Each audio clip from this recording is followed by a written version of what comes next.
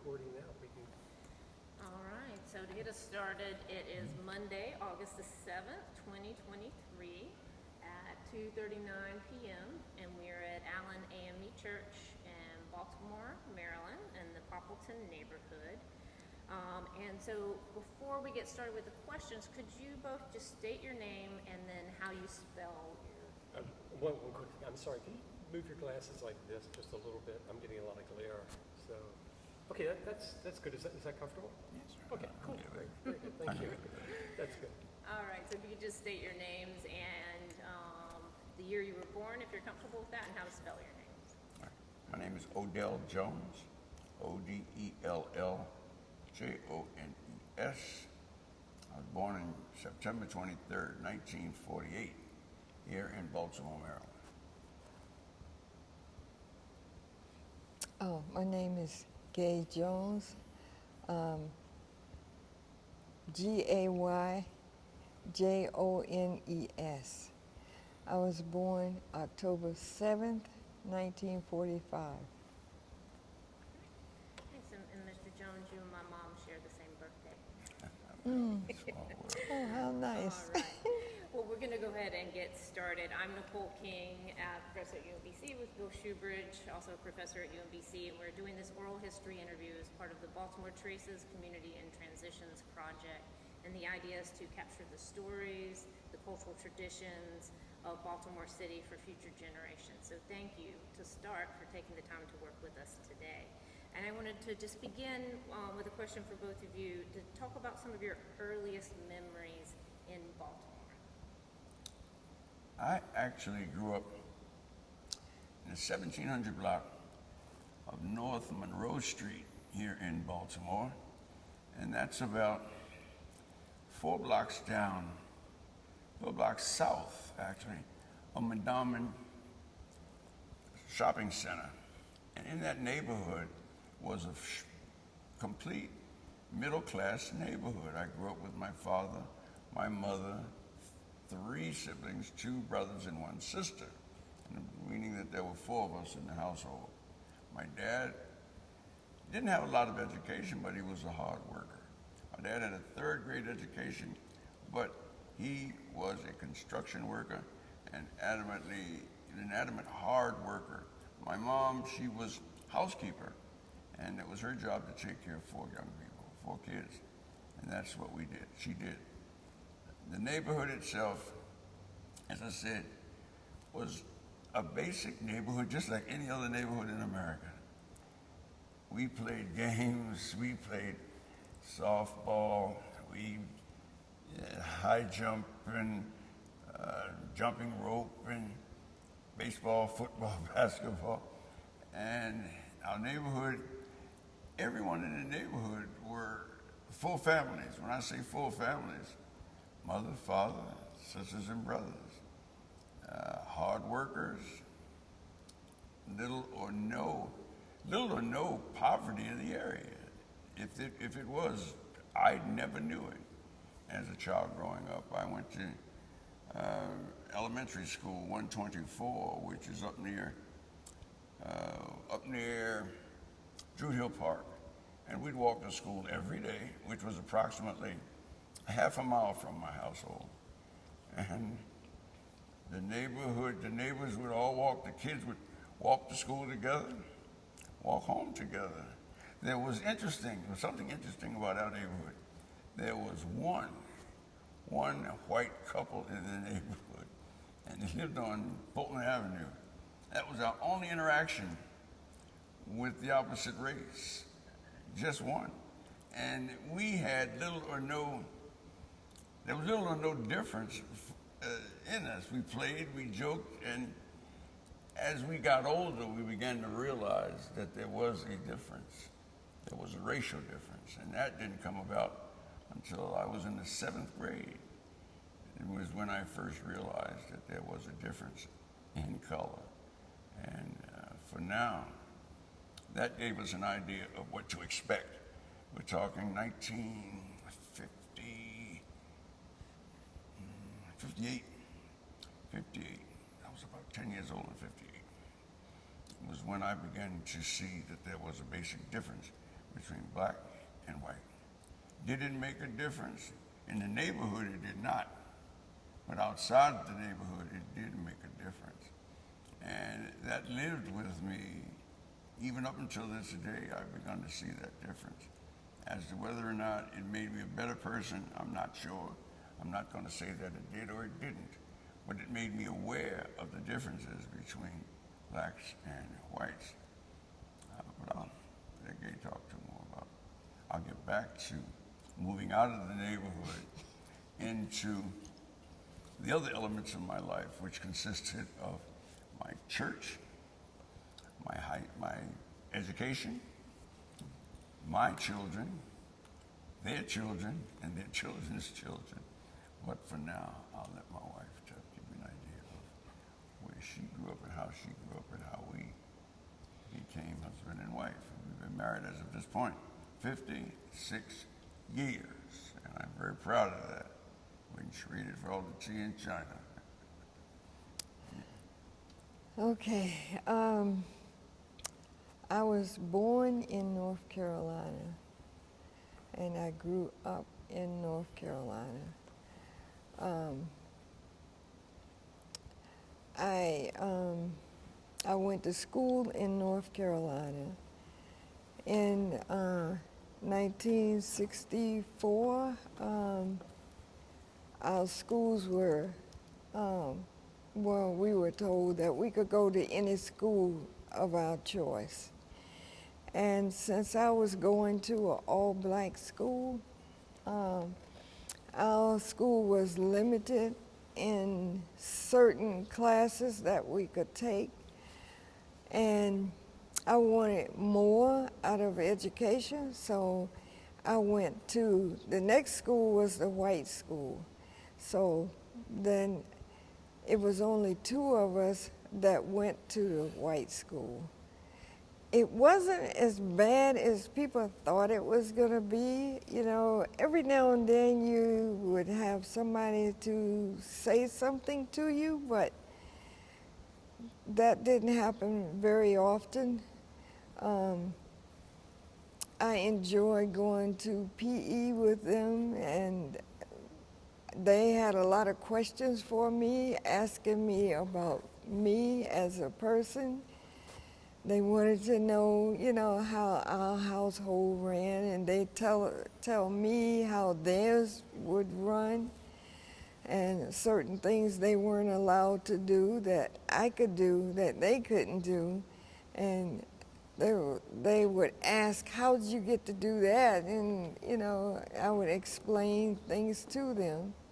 And they said that their parents didn't explain stuff to them, how or why. They just say, no, you can't do it, and you're not doing it. And the difference was my parents would explain to me why I couldn't do it and why, you know, I shouldn't.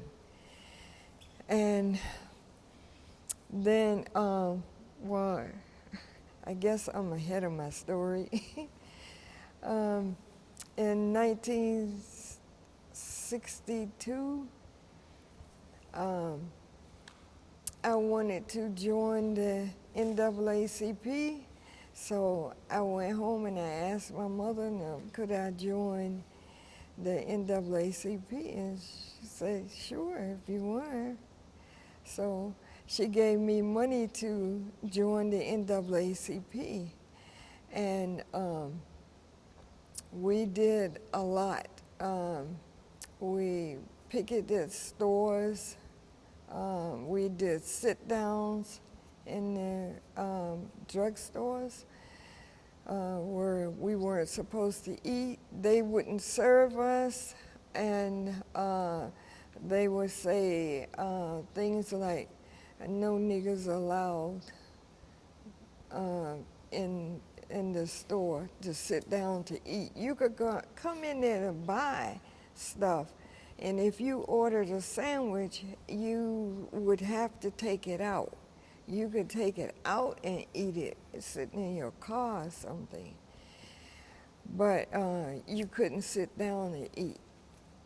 So we kept picketing the stores. and the theater, because we had to go in the back alley to go to the movie. And well, my parents didn't allow me to go in the back alley, so I never got to go to the movie because they say you're not going in the back and sit, upstairs. You're just not going to walk through an alley and go through upstairs. So I never got to go.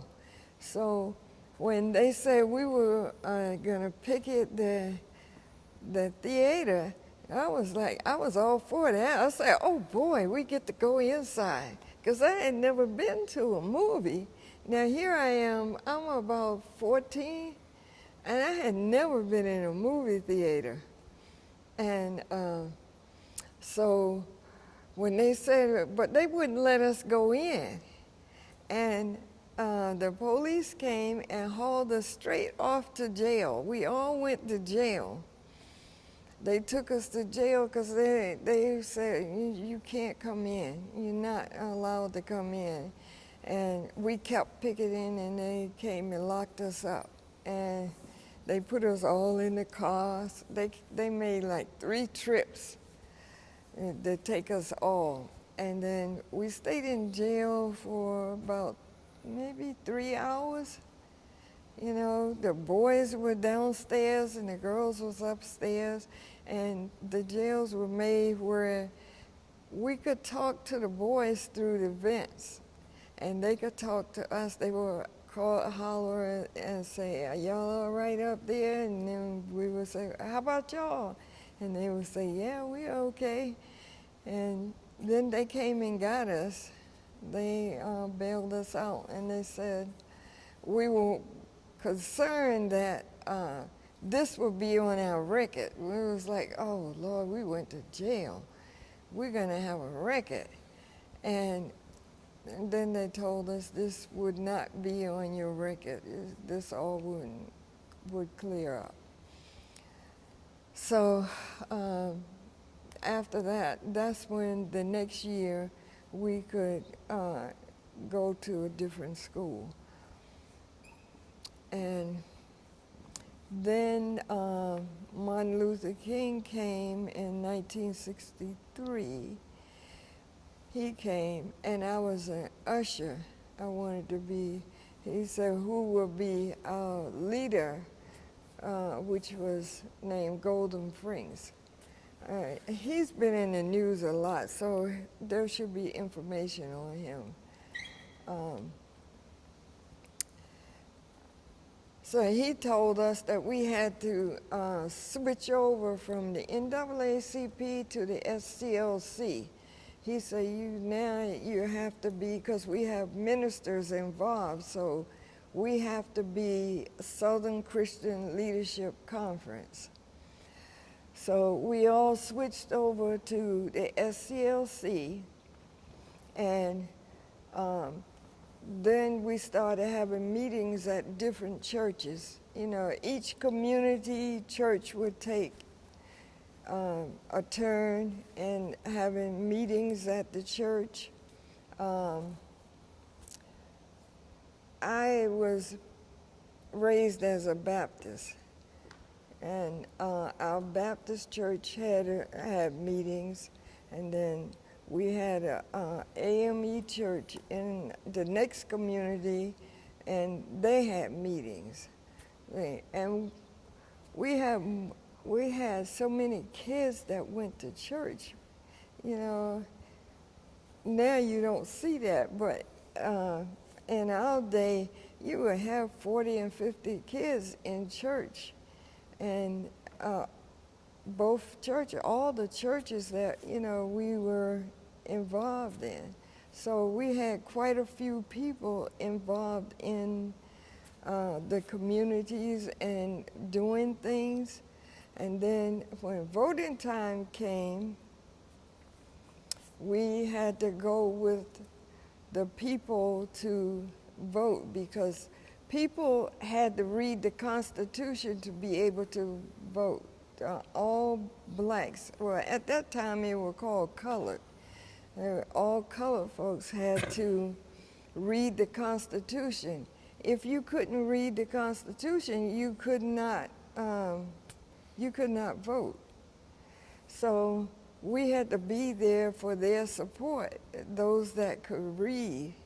And my father was one that could not read. He couldn't read well enough to read the Constitution, because you would have to be able to read straight through. And he read like maybe a first grader, word for word. You know, he would say, instead of the, he would say D. And, you know, and he, word for word, he couldn't read straight out. And I missed the part. And then when I was an usher for Martin Luther King, when he came in the door,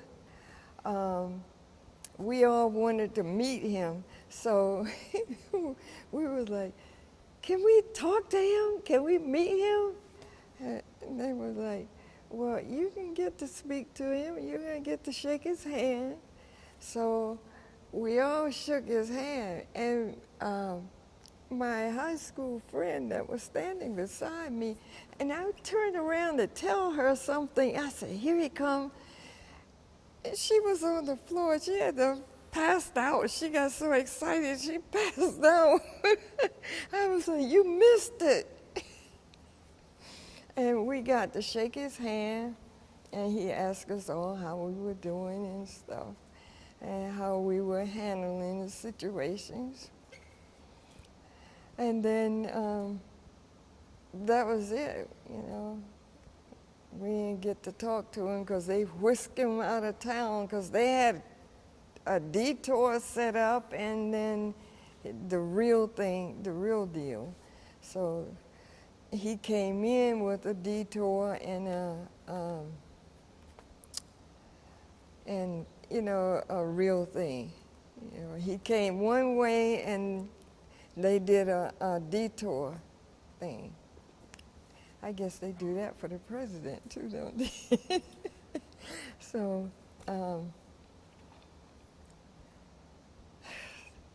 that's part of my story. I need to move your mic just a little bit. Oh, yeah. Mine is. I came to Baltimore in 1966. That's how I met him. I came in May. All right, can you start over again from because that was my next question. How did you come to Baltimore, and how did you meet your husband? Oh, I came to Baltimore in 1966, and May. I came in May, so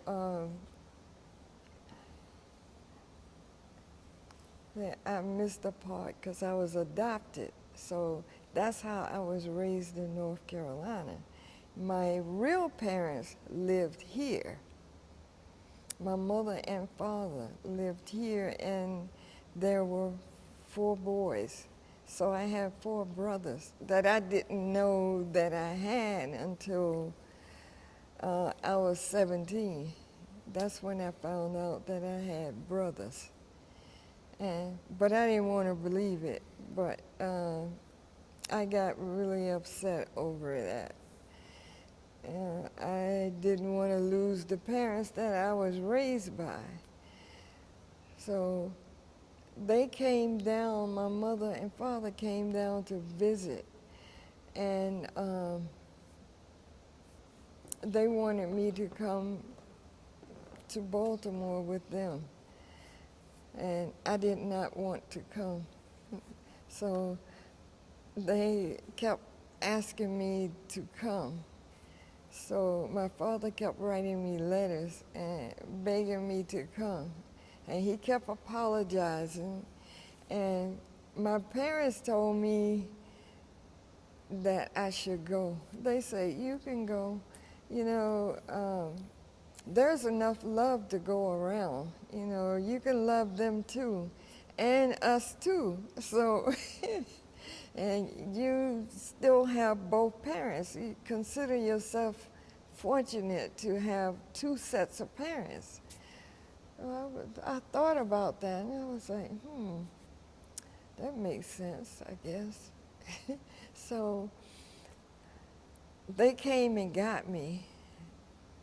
I finally said yes, and they came and got me in May in 1966, and I came back, and I don't know, I was here about maybe a week or so, and my brother and I, he said, I'm going to take you over to this Chinese place where you take out orders. So we were crossing the street, and he was sitting on the step at somebody else's house. He was with some girl. And I was like, who's that sitting down there? And he said, oh, my brother said, oh, you don't want to know him. No, you don't need to know him. So he gets up and comes and crosses the street with us. He just leaves the girl sitting on the step, and he crosses the street and he started talking to me. And I was like, okay. And then he went home, I went home, and he went home. So then he started calling me. And I didn't know at that time him and my brother were best friends. They were close. That's why he was saying, oh no, you don't want him. Don't talk to him. So I started talking to him. And he started talking to me. So after that, it went on, and then he said, let's get married. He was like, he didn't have sense enough to say how to say it. He said, you want to get married? I don't know, it felt right. It just felt right at that time. And then we went back to North Carolina and got married. And then we ended up leaving here. We left Baltimore and went to New Jersey. And then from New Jersey, we went back to North Carolina, and then he went in the military. And then we ended up roaming around in the military. And then we ended up in Kansas. Then we came back here, and so we've been here. And it was a good thing that we did get back here, because all his siblings had passed away except one. He had one sibling left, and he passed away, so that meant that his mother would have been by herself. There wouldn't have been nobody here to take care of her when she got sick. So that was a plus for us. That was a good thing. So we were here to take care of her. And we came back. Well, he had already been to Allen, but I hadn't, So I joined Allen. We've been here 21 years, 22 years now? 22. So then I joined Allen.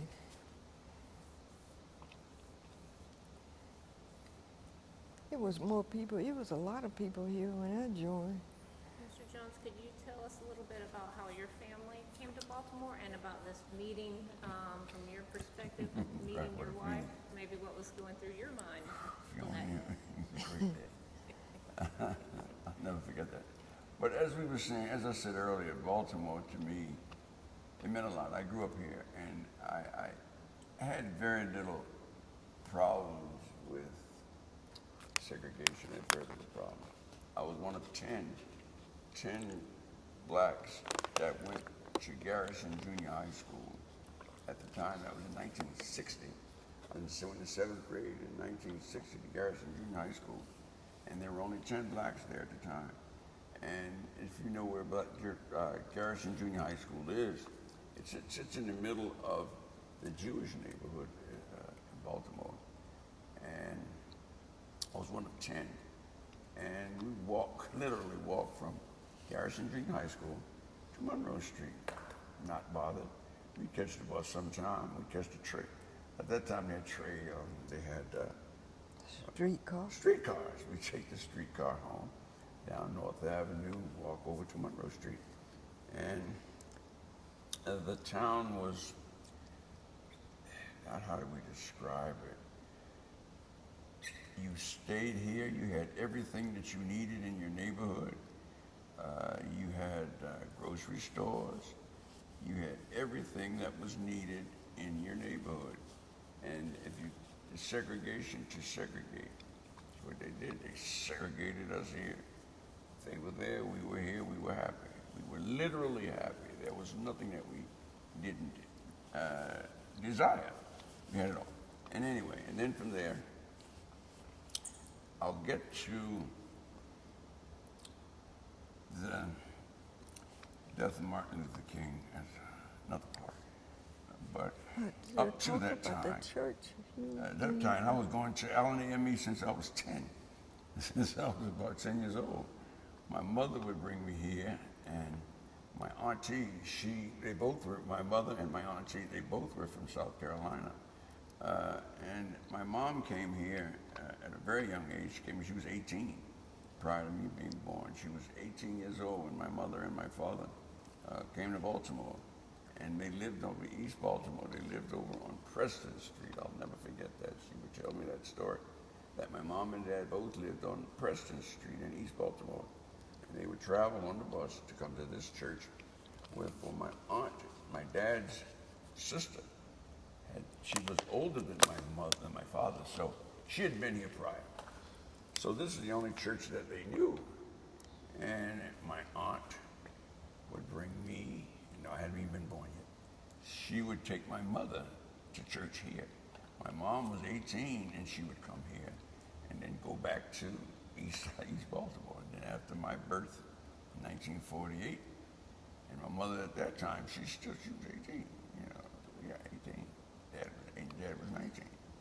And they did get an apartment on Cary Street, 1444 Cary Street, which is directly across from St. Peter's Catholic School.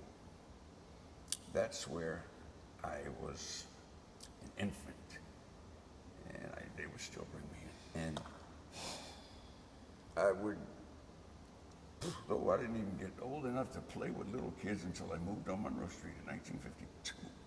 Dad bought that house in 1952, 1707 North Monroe Street, 1952. I was 6 years old, about 5 or 6 years old. And I had the opportunity to play. I was old enough to be able to play and make communication with other little kids and get the opportunity to know people. I was growing up then. I was finding out who I was. And to do that, you had to meet other kids. And I did just that in that 1700 block of Monroe Street. I met my neighbors who met their neighbors. It was just the fact that we all began to grow up. And as I said earlier, there was nothing unusual about our neighborhood. A plain, ordinary neighborhood. Mom, Dad bought that house 1707, 6 rooms. I was fortunate enough I still had to sleep with my brothers, but my sister had her room, and the 3 boys slept in the middle room, and Mom and Dad had the main bedroom. And we had a backyard. That was so great to have a backyard. We could play marbles.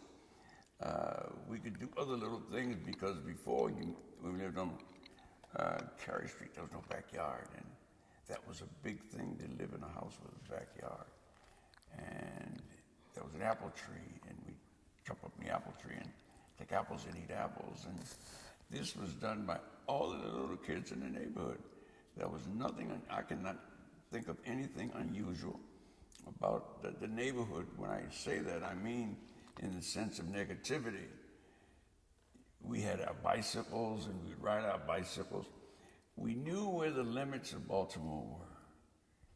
You couldn't go past Baltimore Street. You'd go down Monroe Street and you'd get to Baltimore Street. it's either you turn around and come back, or you'd find yourself in a place where you didn't want to be. I forgot to put it on mute. I forgot to put it on mute. I forgot to put it on. I can get your verse for you. You're all mic'd I up. think I better turn mine I off. forgot to put it on mute. I think I better mute mine now that I think of it. Yeah, Better I mute had mine. just checked mine before. And I think, can I continue? Just got another tornado watch. Sure. Whoa, Oh, Until 4, starting at till 4 and it's 3:11 now. So the choice is yours. But anyway, real quick, and if we don't complete it, it's fine to make a second date to complete it. Yep. We can always do that. It's fine with me, and I'm sure it's fine with my wife. And we'll check our schedules. I really want to get through this. I'm just getting started. I'm just getting started. I just got the Yeah, Monroe we Street. still have some time. I just got the Baltimore Street. Yes, Yeah. so take us back to Baltimore Street as this racial divide. Yes, here's where the racial divide comes. Right? Here's where the racial divide. Oh, I'm sorry. The racial divide comes during the 50s and early 60s. Baltimore Street was a dividing factor. You'd ride your bicycles and you'd get to Baltimore Street, and that's when you start hearing the N-word. Rocks were thrown at you, and you would wonder why. But you knew to turn your bicycles that way. We would have as many as 15 kids just riding a bicycle.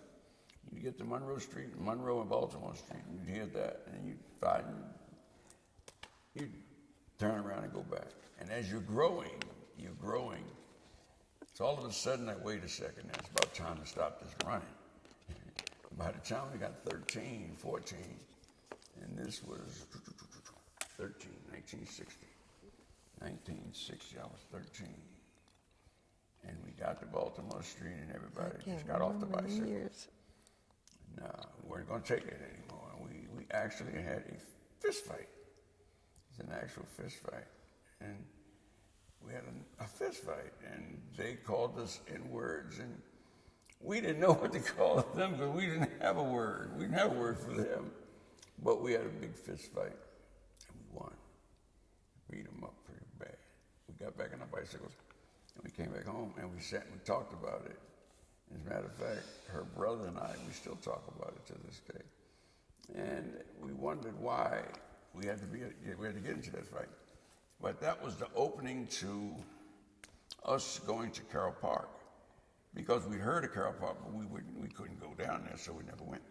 But after the fight, we were able to go down to Carroll Park, which allowed us to get to Montgomery Ward, which was on the corner of Washington Boulevard and Monroe Street, because we'd crossed the line of Baltimore Street, and after the big fight, it pretty much worked itself out. They didn't fight us anymore. They still called us names and threw rocks at us, but they didn't want to fight. So that opened up a can of worms, because then we begun to realize that there was a difference between black and difference between white. And at that time, as I said earlier, I was going to Garrison Junior High School. Initially, there wasn't a difference. But after the fight, we realized that there was a difference. So you go to school, and you found yourself being part of it all. Because the first part of school, when I say the first part, we started school in September, October, November. The first 3, we got along. But on the 4th area, by that time, we'd gone past Baltimore Street. So then you're puffing. And you had begun to call names, and the friendships that you made, you lost because of that fear and the difference between white and black. Prior to that, man, it was fine. There was no problems at all. But afterwards, there was a time that came about where there was a sense of nervousness. No one trusted anybody because of the name calling. And at the end of my 9th grade year, because at that time they went through junior high schools, 7, 8, and 9. At the end of the 9th grade, you were headed ready for high school, and you're growing, you're becoming a man, and you're beginning to think like a man. And I'm dating my wife, and I'm getting ready for college. I'm thinking like a man, and what was going on in the city. Martin Luther King had arrived, 1965, I think, 64 and 65, when the March on Washington, 64 and 65, and Black Panther was beginning to roll up, and you were beginning to become a man, and you're making decisions that relate to politics. Before, you didn't know a Republican over a Democrat, and you didn't know one from the other. But television began to come about, and you're making decisions. And you've got your wife, you know, you're dating, and you're trying to make a future, you're trying to work. But all of these things was bamming on a 17-year-old man. And I asked Gay to marry me. I was 18. I just graduated, because we graduated in June of 1966 from Evanston High School. And I asked her to marry me because of what was going on in her life. Two parents, she had just met her new mother and father, and her brother was my best friend. And it appeared at the time that she was going through some emotional issues, and to support her, I asked her to marry me. And she was in North Carolina, and I asked her to allow me to drive her back to North Carolina, and I said, I'll ask her dad here. I said, I'll ask him, could I have your hand in marriage, and we'll see what he says, and I'll drive you back to North Carolina. And I'll ask her adopted father the same thing, could I marry her? And this father here in Baltimore said yes. The father in North Carolina said yes after I drove her there. And it rained, it snowed that year. God, the snow of December 1966, it was really heavy. It snowed a lot. And I just got a used car, because I was working, and I always saved my money at that time. I bought a 1962 Chevrolet Blue, and I drove her there, and that's when I asked her dad for her hand in marriage, and he approved, and that was in December of 1966. And we went to the courthouse. And there's a lot going to marriage, going through getting married. You had to get a physical. You had to get a physical, and do blood work. And we did all of that in 3 days. We did all of that in 3 days, and it was well worth it. It was well worth it. Well worth it. And that's how. And as we were driving, a lot was going on in America. You couldn't stop and at a restaurant. You had to eat outside. The weather was bad. You couldn't just go in just to keep warm. You hope your car was working well. So you'd have to drive in your car and keep the heat on. You just couldn't stop at a hotel. You couldn't. Number one, white hotels weren't going to let you in there. Number two, you had to find the black hotels. So you didn't stop. You did what you could to hope that you can get through. So that was a challenge within itself. Here you are, two teenagers. I like to call it. We were two teenagers, and we went through that. We got through all of that. Can we take a break? Let's take a break. Take a break. Yeah. See, where was my? I think I left off. Oh, we were still in North Carolina. No, we weren't. That's You were here. Okay. You don't even know where you were. All right. Where was I? All right. Let's get this. I You just were gotten out of here. college. I just gotten out of high school. We'd gotten married. We come back to Baltimore. I was attending Baldwin Junior College. It was Baltimore Junior College at the time, over on Liberty Heights. No, CBC, Yes, now it's BCU, BCC, whatever. CB. Okay, but then it was Baltimore Junior College. I was attending that, and you were still in North Carolina, weren't you? No, I was here. You came here, okay. Yeah. Right. So I was attending BCC at the time. And working, I was working at the local Venetian blind factory in Baltimore. Eastern Products. Eastern Products is what it was called. Eastern Products. And I was a shipping clerk, first black shipping clerk at Eastern Products, and it was a major corporation. And they had a position open in New Jersey. And they asked me to take the position. I'd never been in Jersey in my life. But for the fact that made more money, and we had one child at the time. TJ was born, right?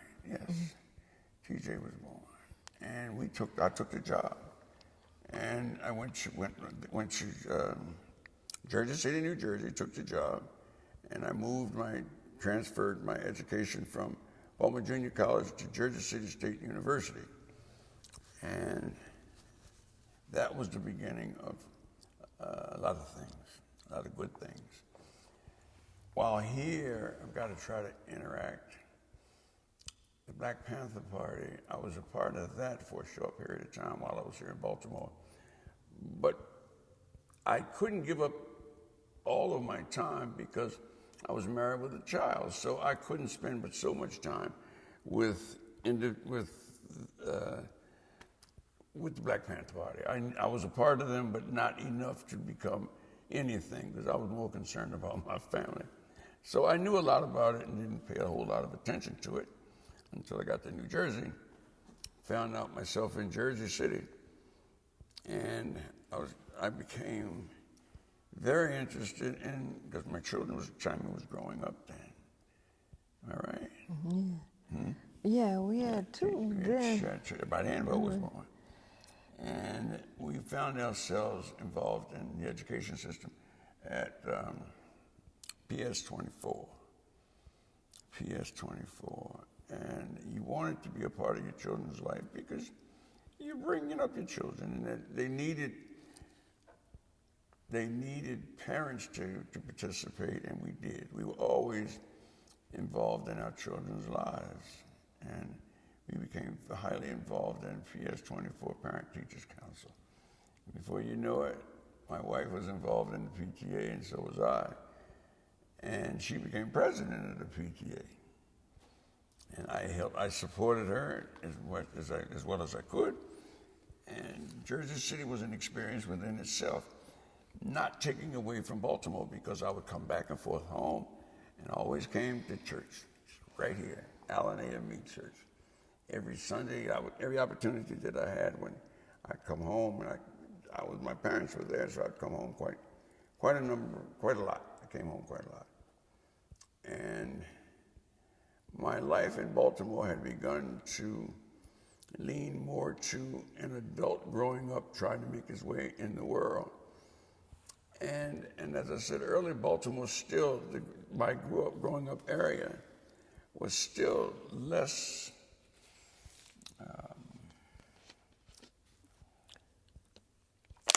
it wasn't integrated in the sense of integration because you stayed to yourself. I mean, I didn't have any great deal. I had no great desire to be. I think I have more problems. Right. I didn't want to. Everything was fine. I had no I have problems. More problems than he being did. integrated. Even here. I didn't want to. Even here. here. I've got everything I need. I don't need to be involved with the white world. They didn't want me, so I didn't want to be there. Everything that you needed was in your black community. Everything. Stores, I didn't clothing, think that way. Grocery stores.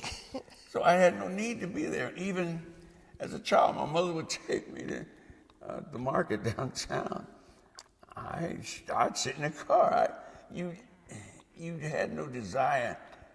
If they were throwing rocks at me, calling me the N-word, why would I want to be a part of that? I just had no desire. And a number of the people in our neighborhood didn't want to be involved.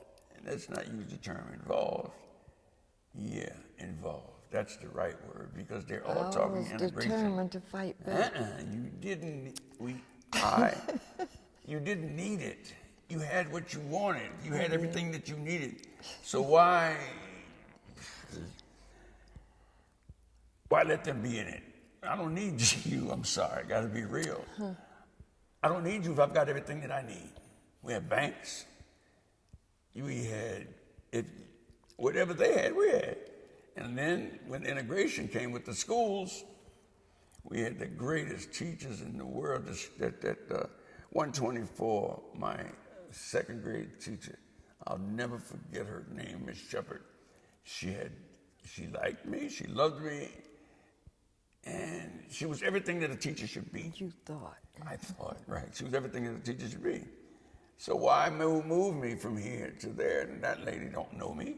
Miss Shepard knew me. So, but I guess what I'm getting at is that integration was not one of the things that I was in favor of. On the other side, Gay was in favor of integration wholeheartedly, but me, and even to this day, even to this very day, 2023, I will always say that what did we gain from the sense of integration? And right now, I'm still in Jersey City. I'm growing up in Jersey City, becoming a man. I'm working at Capital Steel, a shipping clerk for them. I'm doing really well. Bought my first house, and I was 21. I wasn't even 21. I was 20 years old, bought my first house. I loved it. My kids were growing up well. Bought my first house at 21 years old. I'm right proud of the fact that I was growing up, becoming a man. And I was proud of myself. My mom and dad were both proud of me. And the world was moving along really, really great until you began to find out seriously what was going on in the world with politics and this, that, and this, that, and the other. With that being said, I find myself as part of the NAACP Education Committee. I was part of that in Jersey City. They asked me to become a part of the NAACP Education Committee, which I took that position, and it was very, very instrumental in the first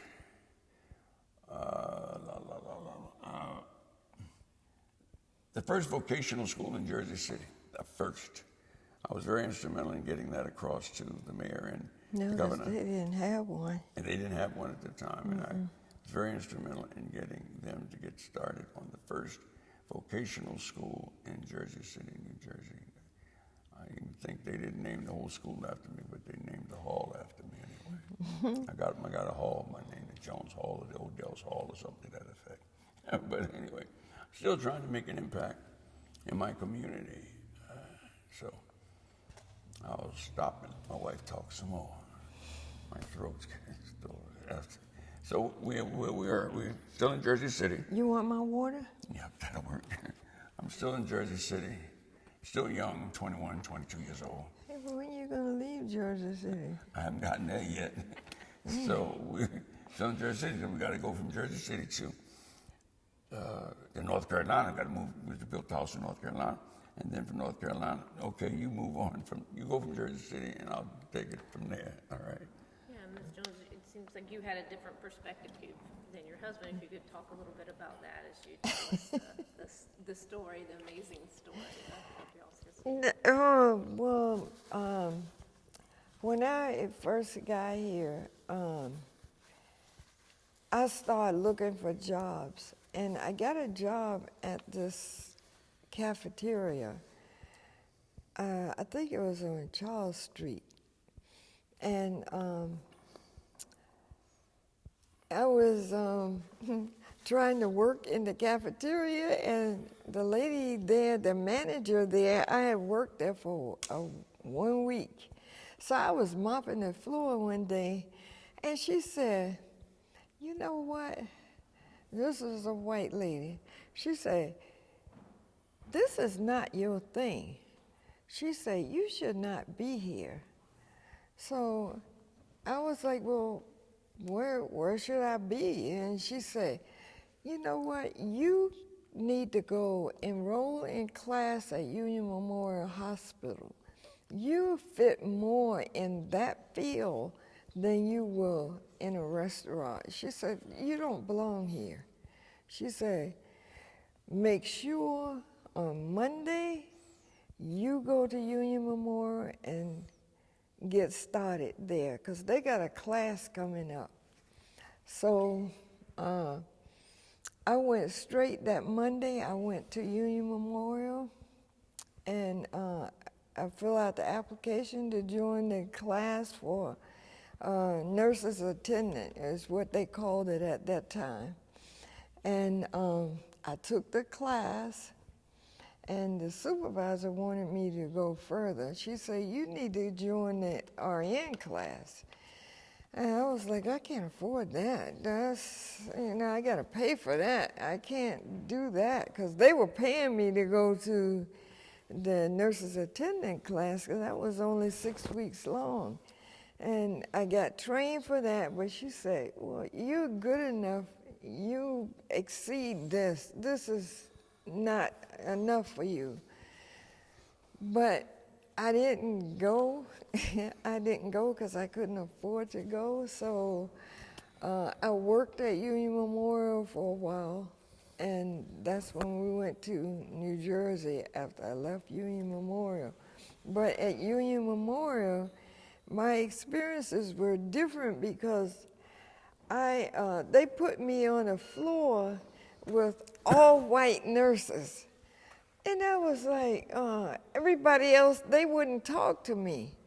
And I was like, well, they don't talk to me. So I went to the director, and I told her, I said, "I need to change floors." She said, "Why you want to change floors?" I said, "Because I'm just working by myself." I said, "No one talks to me. No one does anything with me." I said, "I want to move to the floor where there are my kind of people on the floor." And she said, "Well, we don't do that here." And I said, "Yes, you do." I said, "Nobody talks to me. They don't want to be bothered with me. They don't even want me on the floor." So she was a really nice lady, though. She said, She said, you don't need to move." She said, it will change. I will make sure that it will change. But she ended up letting me move to another floor. And there were some of my people on those floors that she put me in OB. So I said, "Oh, this is better." And I had people that I could talk to, because no one was talking to me on that floor. And she moved me on OB. I enjoyed working in OB. It was really nice because I got to play with the babies when the babies were born. And it was a lot of fun. I got to talk to the mothers. And that was a lot of fun. And then after that, my father got sick, and I had to go home for a minute. I didn't see about my father, because back then they were saying, that if a person had pneumonia 3 times, they'd die. And my father had pneumonia 3 times. And my mother called me and said that she didn't think he was going to make it. So I asked my supervisor on the floor, could I go home? I said, "I need to take time off." And she said, "No, you're not going anywhere." I said, "Well, my father is sick." She said, "You're not going anywhere." I got my bag, my coat, and I just walked right on off the floor. I said, "You gonna let me go? I am going anyway." And so when I get downstairs on the elevator, the director of nursing was standing at the elevator waiting for me. She said, "If you need to go home and see about your father," she said, "it's okay. You don't have to pay any attention to her. Just go home, take care of your job, or be here when you come back." I was like, "Oh, okay." So I went home to see about my father, and then I came back, and they let me work, but they put me on a different floor. I ain't had to deal with her.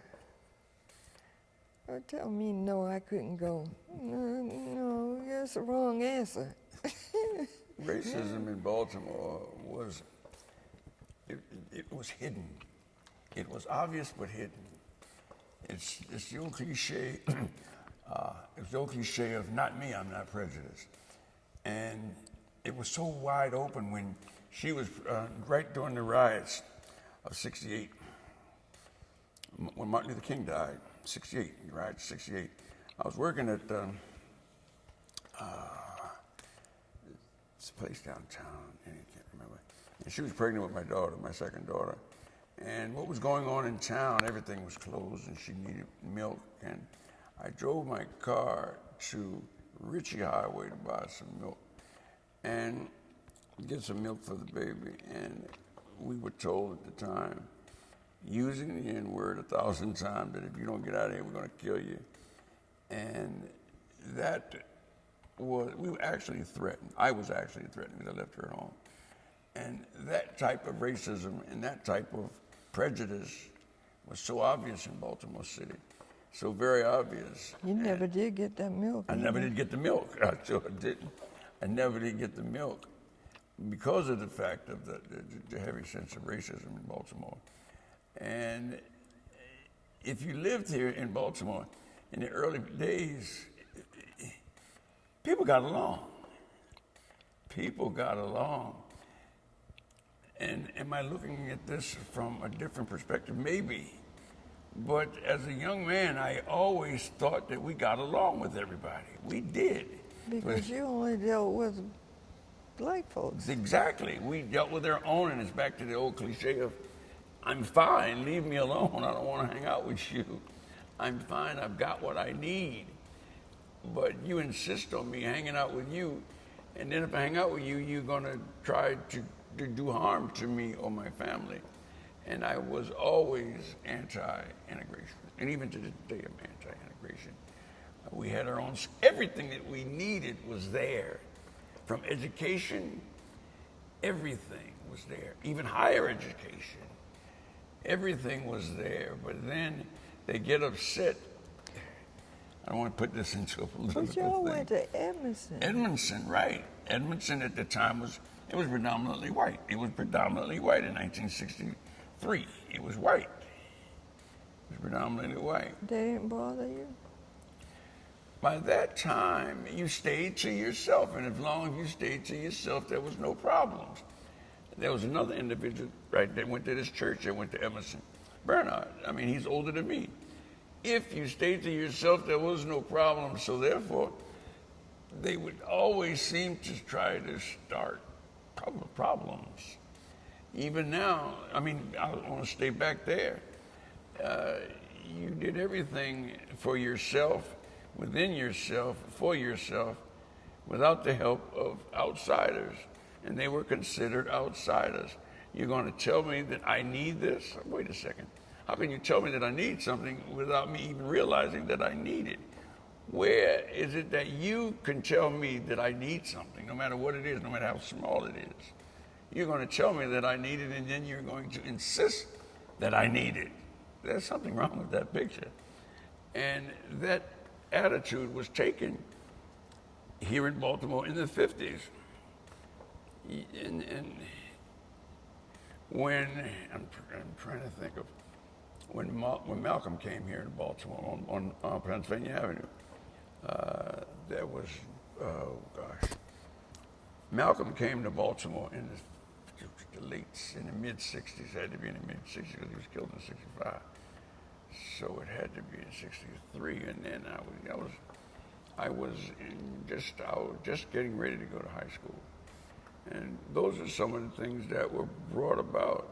The concept of we are fine, let us live our own lives, and there's no need for integration in the sense of the word. So with that philosophy, I moved my rest of my life was based on that. Rest of our lives was based on that. I moved off when Gabe moved to from North Carolina, Jersey City. I moved from Jersey City because, I to move to Jersey. I got tired Because of it. the jobs The job. were. I wasn't one to sit Because at still that too time long. it was, jobs was lacking. We were in a recession. Right, we or- were, because that was the time when the lines, the car lines in 70, Yeah, the gas 74, lines. 75, and 76. Sugar was $5 for 5 Sugar was pounds. $5. The gas lines, you understand, you either got your gas on an odd day, and it was crazy. If you lived during that time, it was crazy. The prices were very, very high. You stood in line for gas, you stood in line for food, and the prices were high. So at that time, I said, well, guess what? I'll move to North Carolina. I had some property there that her dad had given us. And I said, okay, fine, we'll go and build a house. And once again, that's house number 2. We went and we built a house in North Carolina, beautiful home. Excellent.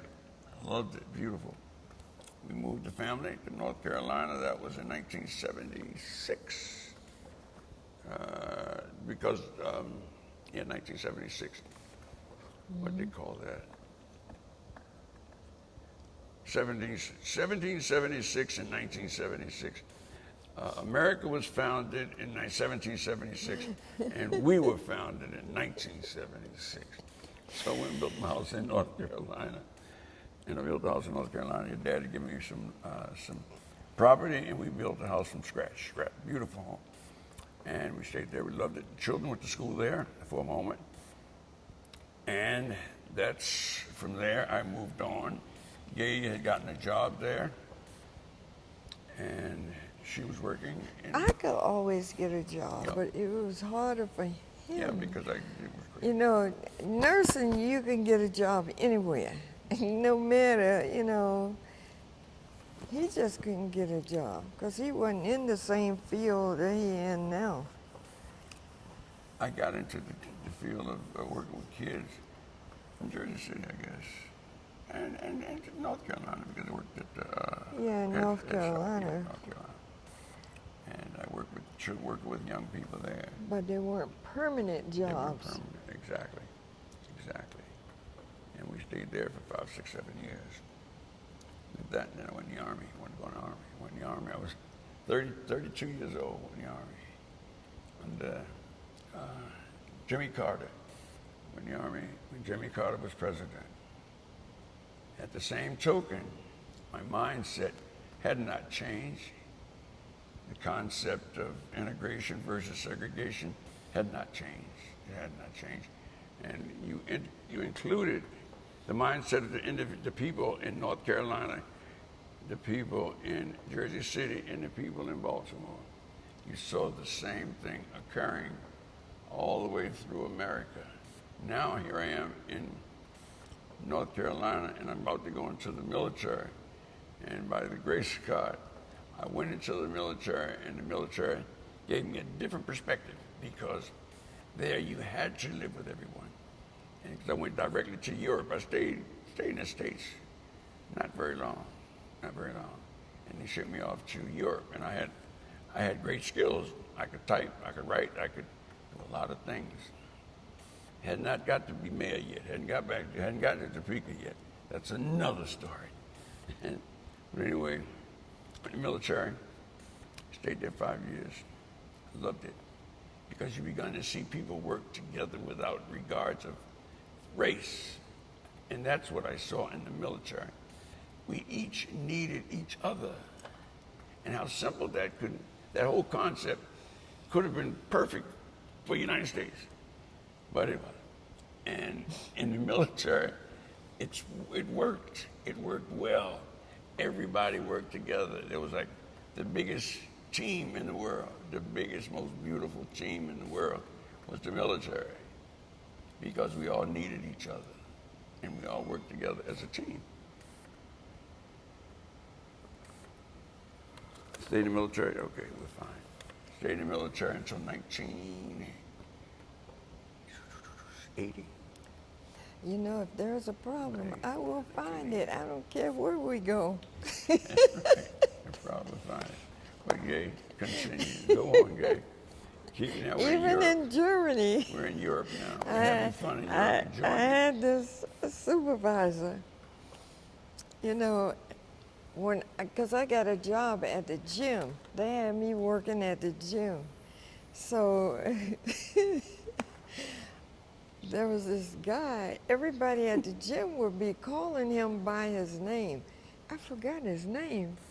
But anyway, I'm going over to the office because we had an office that we had to walk about 2 blocks to go to the office to take our stuff from the gym, our papers and stuff. So I go over there.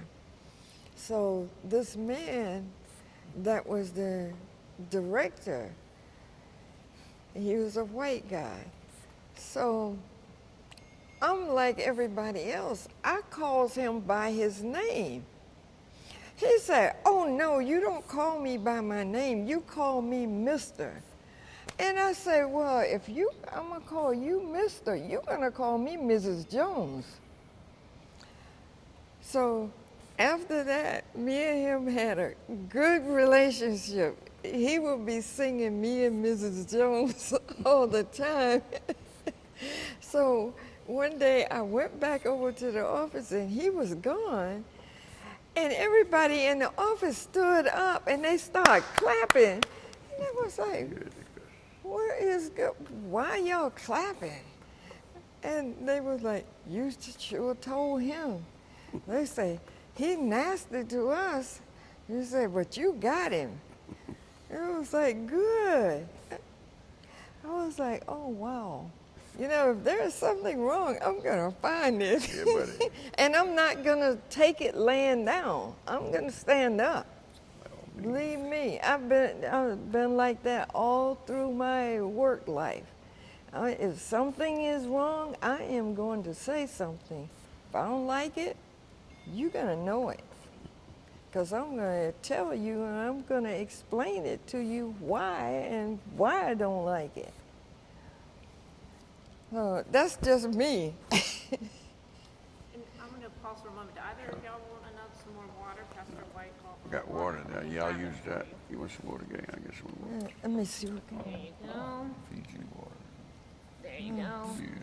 Pastor White's got the Oh, thank you. fancy kind. Super. Yeah, I don't like flavored water. It's not flavored. It's not Oh, flavored. oh, okay, as long as it's not flavored. So now where are we? We're in Europe. We're in Europe now, and we had the opportunity to see all of Europe, and it was beautiful. Part God of knows it. it was beautiful. I was fortunate enough to go to Italy, and I was fortunate enough to go into the beautiful tower in Italy. Oh gosh, what's it called? I'm getting lost with age. Tower of Pisa. That was the Tower of Pisa. I went to Tower of Pisa. I took pictures of the beautiful church in Rome. We went to Rome, and I had the opportunity to take pictures. You weren't supposed to be taking pictures. The lady said, Right. I took "Oh pictures of no, you Rome. can't take no pictures." Right. We were But in she there. didn't take the picture. I She took didn't them. take the camera. Right. So that was a great So we experience. kept the picture. Great experience. There's so much to learn and to see. Places such as Rome and what's another place I went to? Oh gosh. New Schweinstein. Neuschwanstein, which Neuschwanstein is the big beautiful castle in Germany that King, what's his name, had built, and it was gorgeous. I can't think of it now. But that was an experience. Thought I was that- going to fall off the that mountain. my I children looked had the down. opportunity to see, and we think that had a lot to do with their look upon life, because they've had the opportunity to see and experience things that most young black persons would never experience. So with that being said, and I'll show you how it's going to fit in momentarily. Got out of the military, went back, and this time we ended up in Topeka, Kansas. And that was gosh, what an experience. Went back to Topeka, Kansas in 1990. You know, it's 80% white. Yeah, it was. But my people, it was just great. But you couldn't tell. No, It wasn't noticeable. I mean, the percentage you couldn't everybody tell. treated you nice. Because it was the middle, you saw very little racism in Topeka, Kansas. Very little. Didn't see it at all. And it's predominantly white. You do the background history, you'll find that, like anywhere else, that there is racism, but it was, could I say, hidden? It wasn't hidden. Still a part of it. No, it just, everybody treated you, You were treated fairly. yeah, in Topeka. I would say fair. You were treated fairly. They didn't judge you by virtue of your color. You were treated fairly. In Washburn University, treated fairly. Were you treated fairly at school? Yeah, I Yeah, thought I treated fairly. was. And that's where we begun Topeka Teens Making a Difference, my first nonprofit organization working with inner city kids. And the whole concept then, Gay and I, the concept was working with taking kids from the inner city, increasing their ability to read, increasing their ability to enjoy school, and giving them experiences that they would never get hanging out in Topeka. We gave them opportunity to ride an airplane. We brought them into Washington, D.C., and when we had the program, we brought them into D.C., a plane full of inner city kids from Topeka. And the first thing they said was, "Look at all the black people." That was the first thing they said. What? Look at all the black people. They thought that was weird. They thought that was weird. They was And like, wow. They did. And that was the first thing they said when they got off the airplane. Look at all the black people. And we shared with these kids the importance of education. And I still, to this day, get Facebooks and stuff from them sharing with us how well they've done and thanking us for starting the Silver Dollar Club and the Topeka Teens Making a Difference. We fed them, we paid them, we made sure that they got what they needed. What is the reward? When they did well, they got a reward. Yeah, we And that rewarded them. reward was a silver dollar. Yeah. We gave them a silver, and they looked forward to that silver dollar. And some of the kids still have the silver dollars from back then. I thought, the state of Kansas thought that it was an exceptional program. Could it work in Baltimore? But I he don't had think so. problems with that too because he got letters from certain white groups that said, leave those, what they said, leave those nigger kids alone, leave them alone, or don't do anything with the inner city kids. You got quite a few nasty letters. I did get quite a few letters, but we didn't care. I kept doing it anyway. You kept giving them to the police, but they didn't do anything. No, and threatening letters and But they didn't. Nobody acted on it. no. Nobody acted on it. It was just a letter, and no action was taken. And over the years, I've found that the right-wing, anti-American groups were in the Midwest. I found a number of those groups in Topeka. A number of them were in Wichita. A number of them, I mean, these were big corporate, they were 500-600 deep. And there were I'm thinking of three organizations that were all anti-American, anti-black, and they were in the Midwest. But as far as Topeka was concerned, you wouldn't have thought. You didn't see No, because obvious. Brownback came to Brownback, Sam youth Brownback. services. Sam Brownback. The name may not ring a bell, but he was a senator At that time, yeah. at that time. Sam Brownback, what was the? He ran for mayor. He ran for president with his arm. What was his name? Well, he's From the Topeka, from Kansas. he's with the bad arm. governor of Kansas now. Sam Brownback is the governor of Kansas now. And the guy I'm thinking about, God, John Collins. John Collins was the governor. No, this guy ran for president. Oh, you talking about Brownback? He ran for who? He ran for You just president. said it. What was his name? Brownback? Not Brownback. No, he had the bad arm. What are you talking? He had the bad arm. I can't think of his name. But anyway, these were bigwig politicians that I had the opportunity to interact with when we were in Kansas. What was his name?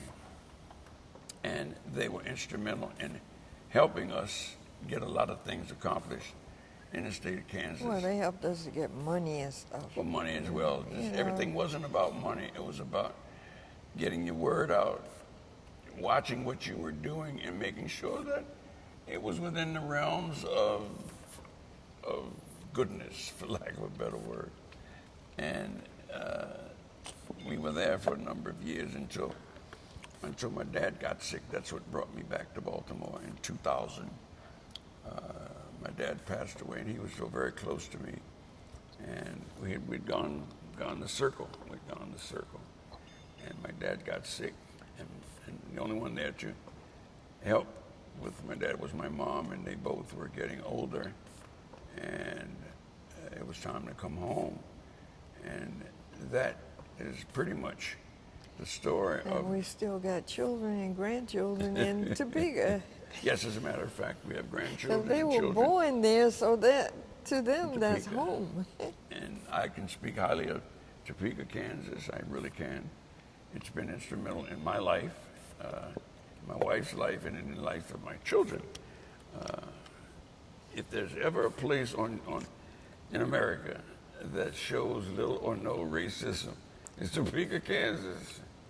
I mean, we were there for a number of years, and to add it to all of my grandchildren, all of them. Yeah. How many grandchildren we got this in Topeka? We got six or seven. in there. And they all are married, have interracial marriages. Not that that's a great thing. It is a great thing, based upon the life that the way we raised them, that everything is everything.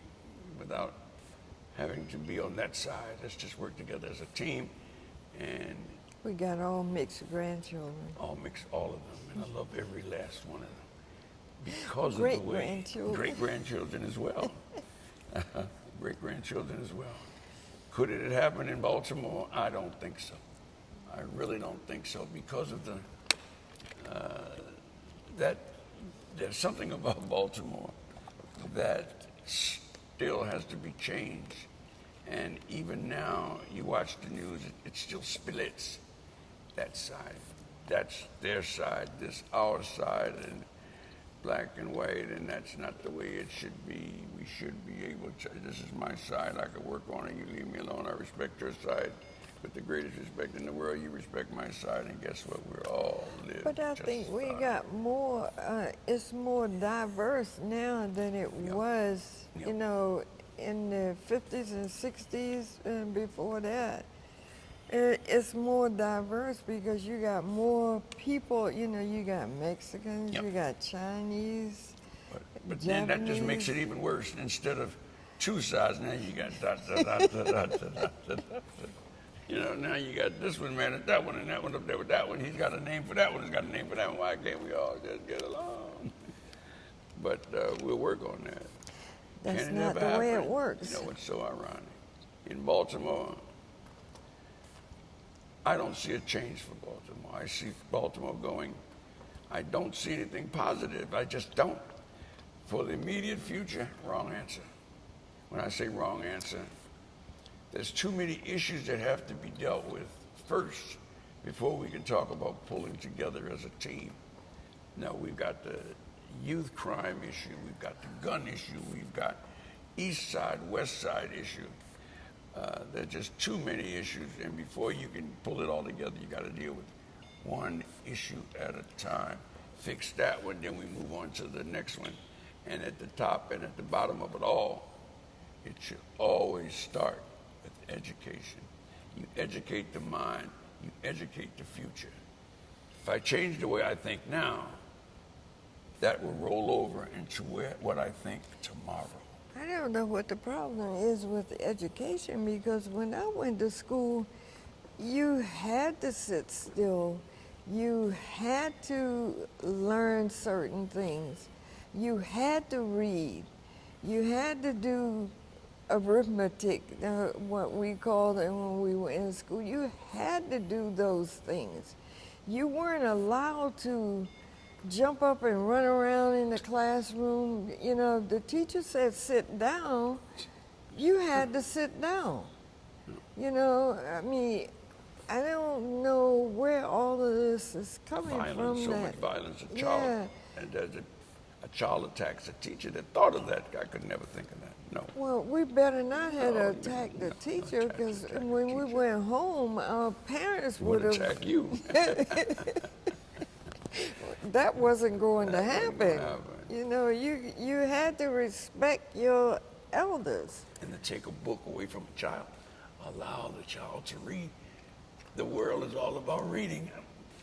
If you teach a child to read, you don't need a school. You don't need a school. You can teach yourself. If you can learn to read, everything else is right there. I've gone into classes and talked about the importance of education, and the first thing is how to read. If you can read, you can do all of it. All the rest of it comes with you. All of it. There's no exception. And my father was adamant about reading. Because he couldn't read. My dad couldn't read. Well, so God. Every night when I came home from school, Reading. I had to sit in the kitchen and read. I had to read to them. So I was reading all kinds of books. The mobile library came around to the house. I had to check out books in the library, and especially in the summer when school was out, I had to read books. Yeah. You both are educators. You both are educators. Think about the concept of reading. You could learn math, learn to read. You can learn medicine. I wasn't too keen on math. All of it goes back to reading. It all leads back to reading, and I believe that adamantly. It all leads back to reading. You have to read. Well, I'm not going to try to teach two educators. You both are educators. So science was my thing. But if you can read, you learn science. I was good at science. The reading is going to tell you to put this, that, with that, and you'll get that. Right? Doesn't it? Yes, it does. You teach a child to read, he can learn everything else. But anyway. Your passion for education is clear, and it's clear in your life story. Could you, since we're here at Allen, could you guys talk a little bit about what, and as a lifelong member off and on, what being a member of Allen AME Church has meant to you, this place, this faith community, and its people? Could you talk a little bit about that? Allen was the backbone of this neighborhood as well as ours. Allen gave us all Bible school. You'd come to Bible school prior to your services. Bible school had the opportunity to teach us, once again, reading, taught us how to read the Bible and how to read and understand it. All of that through Allen. Allen had various programs dealing with young people. So the idea of you come to church for more than to get the Bible. You come to church to meet girls. Think about it. You come to church to meet girls. You did. Oh, I never thought of that. I didn't go to church to meet boys. You'd rush to church to just sit next to the girl in Sunday school, and you learned, and you look forward to read, and you want, I'll read. And you would look, and it was always Allen. Allen had, back then it had various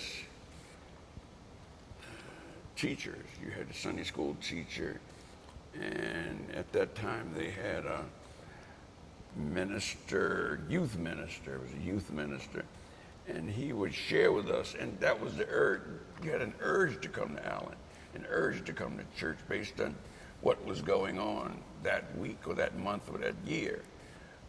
And Allen was always the key element, and Allen always included the community. If something went on at Allen, you can always bet that Allen would invite the community, and the community would take the invitation. As to whether they would come to church, some of them did, some of them didn't.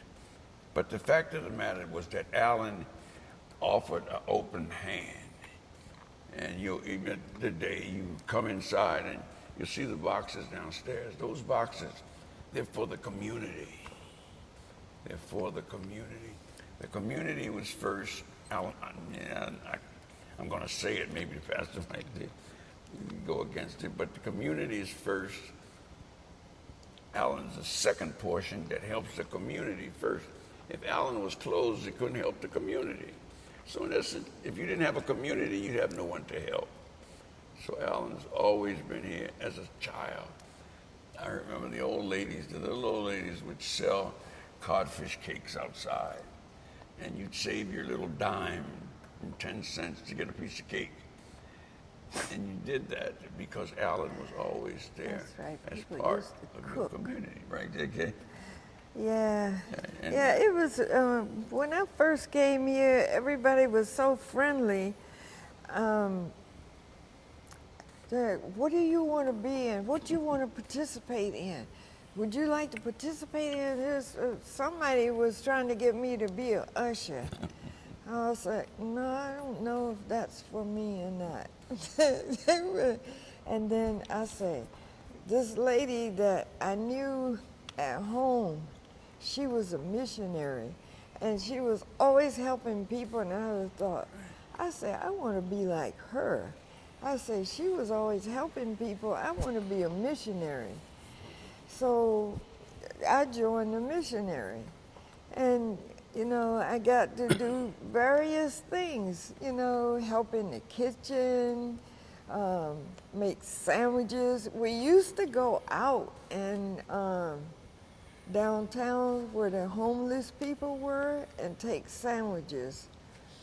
But they told us we could no longer do that anymore because there wasn't a place to wash your hands and, stuff like that. So we had to stop doing that, and we had to do it out of here. Now we do it out of here. Everything is done out of the church. I could think of 5, during my lifetime, I've gone through 5 ministers, 5. Yep, 5. She's my 5th. And they all have that same idea and that same concept. Some had it more than others, some had less than others. But that idea of being part of the community, a community's church, a community church. All churches are not a community church. That's true. There's a church, Baltimore's so unique. There's a liquor store and a church on every corner. Think about it.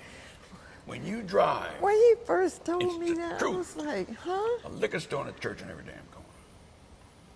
I was like, what? Something to think about. Now, I hadn't thought about that's right. that. That's right. And it's a fact. If the churches were working with the community, what would be missing? A liquor store. Right? If they were working with the community the way that I had not it's intended to be. Can't have both. I was You like, can't go to God and then go to hell. Well, you asked, I'm giving you the truth. I'm going to keep it real. Church and liquor store. well, you could drink. Jesus drank. Oh, that's it. And that's the excuse that you hear. That's the excuse that you hear. That's an excuse that you hear that gives you a reason to be able to come out of the liquor store and go to the church. I need Or to- reverse it, you I come out need of to the go church to and the go to the liquor store. bathroom. Go ahead. I'm sorry. I look for Baltimore to do well down the bottom, but a number of things has to change first. And as I mentioned, there's so many elements going on, you can't make a change until you deal with each element separately. If you want to deal with the guns, you deal with that which will help you lead to the next element. Fix that first, and then we'll go to the next one. We'll fix that. You can't try to fix them all. Nothing ever gets done when you try to fix them all. It just doesn't. And if you think over the years, they've tried to do it all at once, and what's been accomplished? Nothing. Nothing's been accomplished. Will it get better? I don't think so. I personally don't think so. It's going to take a lot of changing. It's going to take a lot of time. And for the heads of this city to think that they could change it overnight. I've been involved in politics over the years in various states. This city has a long way to go. It's just my opinion. Has a long way to go. You've got to put the right people in the right places with the right mental with the right mental thoughts, and you've got to work as a team. This guy can't think one way over here, and this guy thinks another way over there, and that guy thinks another way over there. Nothing ever comes together. What are some of the most important things that you would like to see changed? Oh, right off the bat, gun control. Get the guns out of people's hands.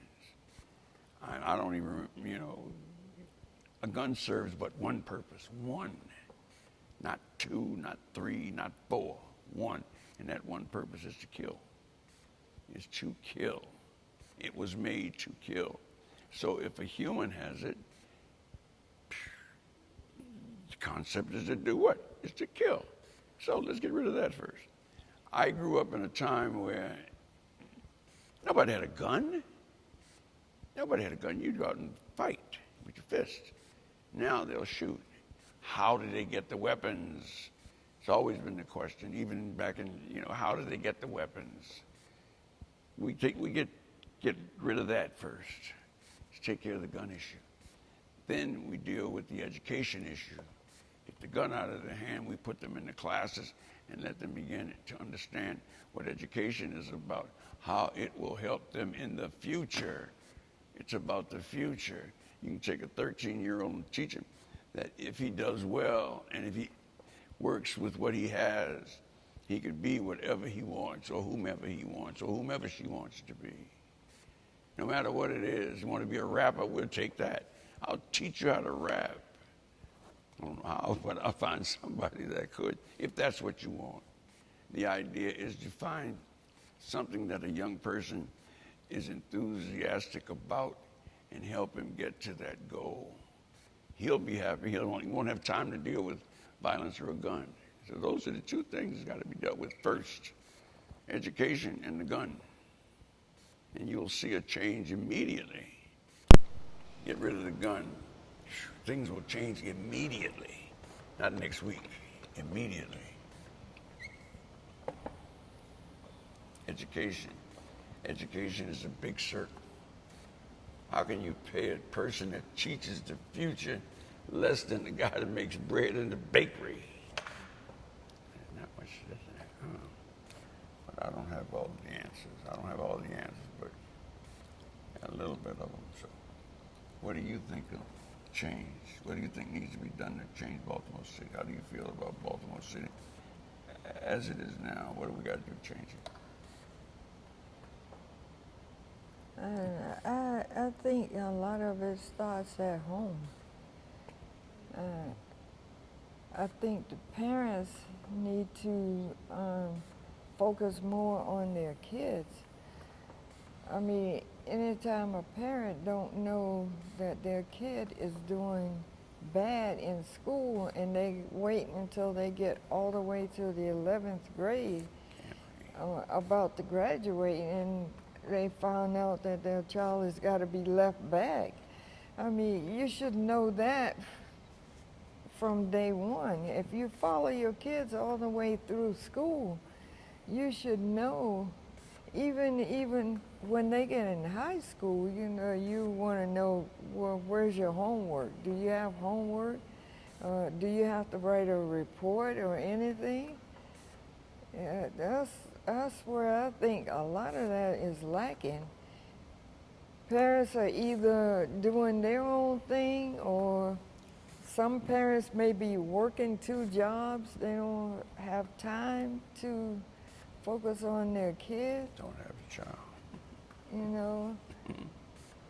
That's something I never did. I No. mean, I didn't work a second job when kids were small and growing up.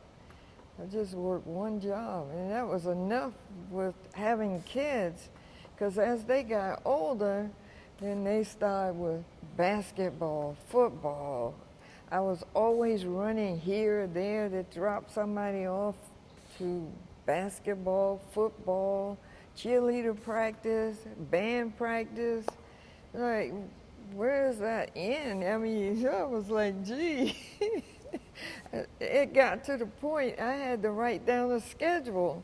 I said, now on this refrigerator, I went and got one of those eraser boards. I said, I want everybody to write down their schedule, where they practice, what time they'll practice.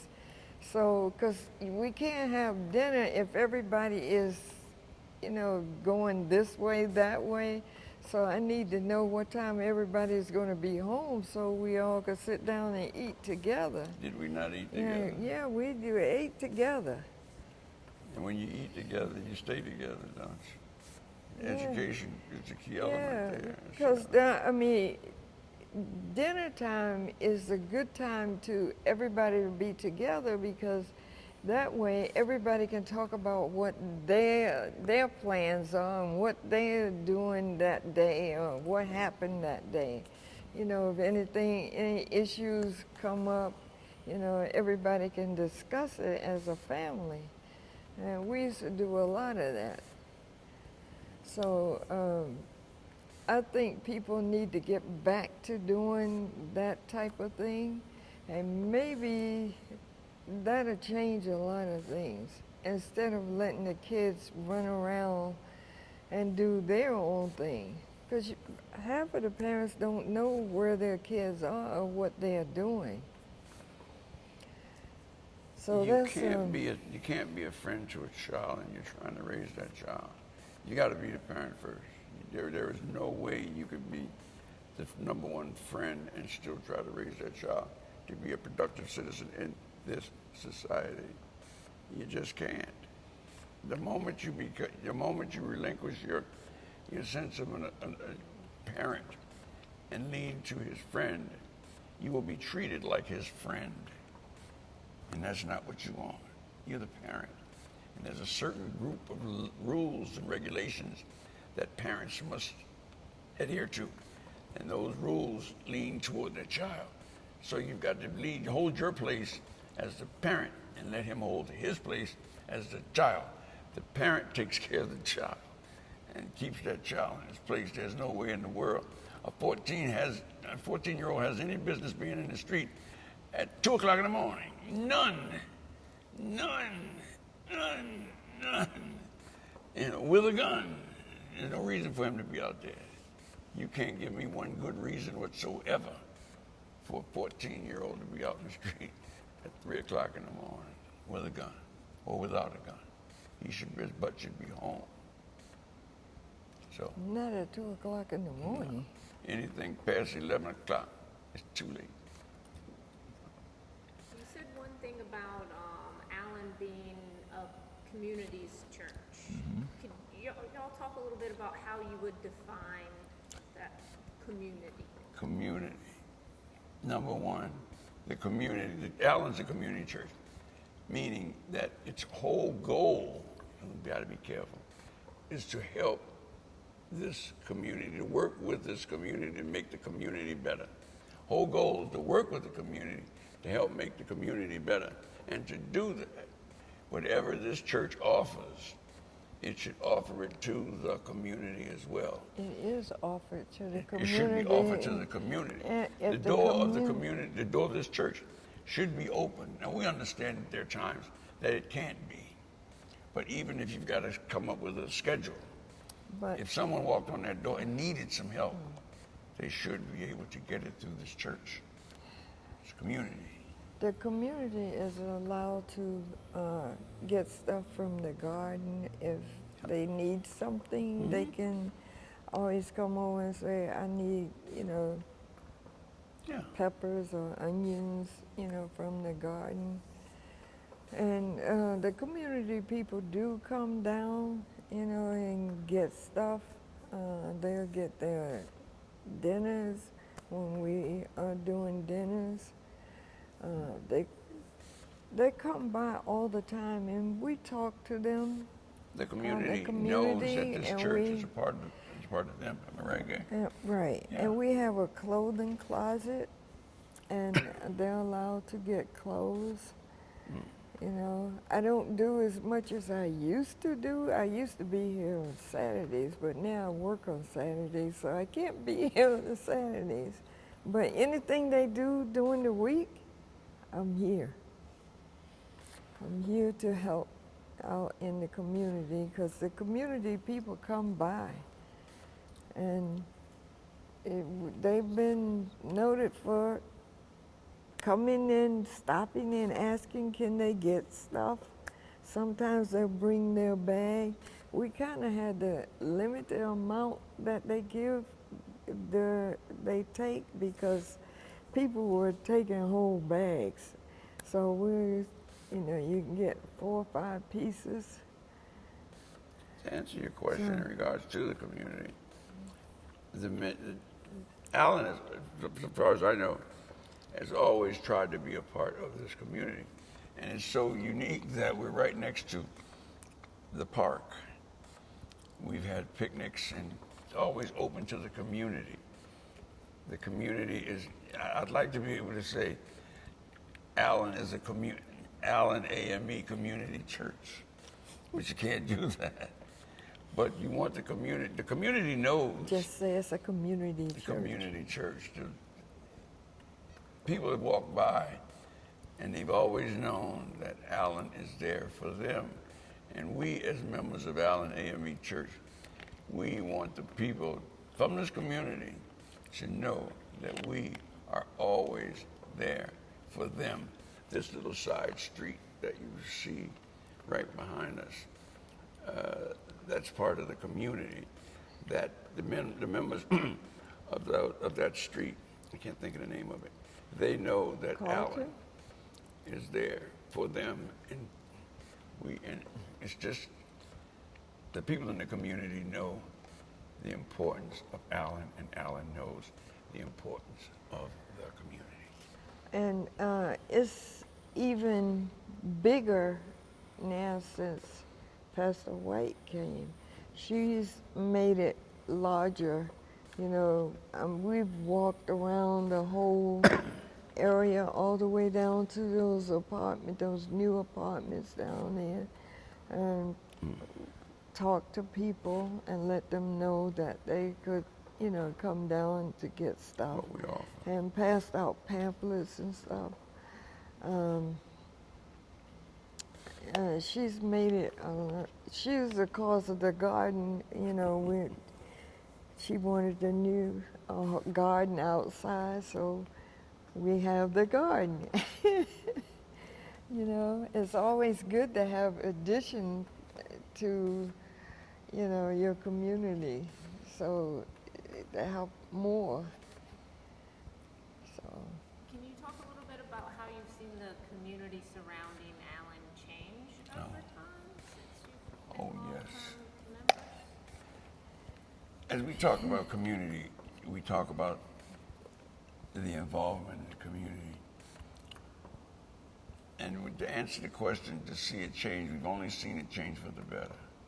We've only seen it change for the better. Yes, 10, 20 years ago, there was somewhat of a concern about how well kept it was, and it wasn't being well kept.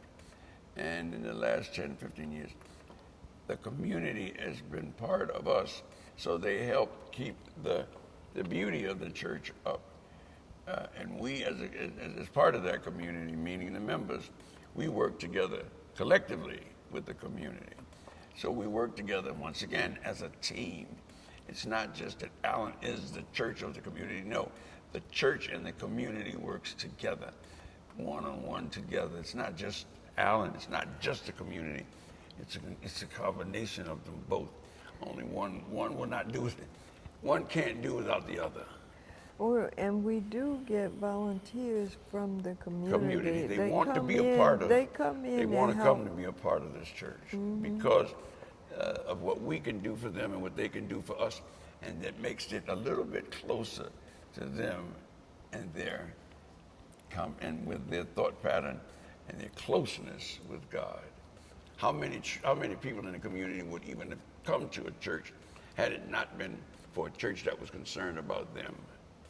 I don't think so. There have been times, and I've seen it, where individuals, they would come in and listen and look, and they're only here because they've heard someone told them that church there might help you, that church can help you, and that church does help you, and then they end up being closer to God.